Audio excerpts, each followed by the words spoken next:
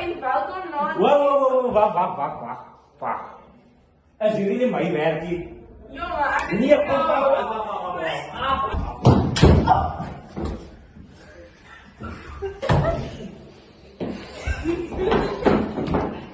Welkom by die Veepkoek Podcast, episode 3.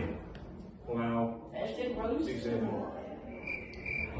En vandag is ons so met hallo Shantai, en vertel ons soos 'n bietjie, wie is jy, 'n interesting fact en waar bly jy en van waar af kom jy?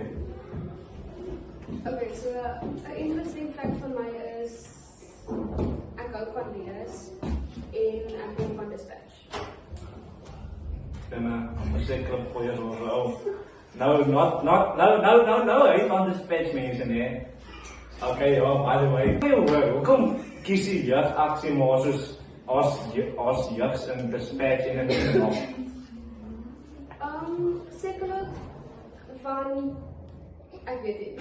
Ek kan nie weet nie. As ek sê honest question, ek weet ook nie hoekom kies ek jeugaksie nie.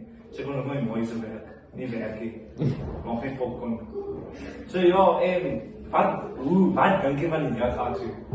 Ek dink dit is baie lekker en ek enjoy dit. En die waar is so? Dit is baie lekker. En wat dink jy van ons groep mense? Dit is baie crazy. Especially Nathan, wat dink jy van Nathan? Hi, Nathan. Hy sê baie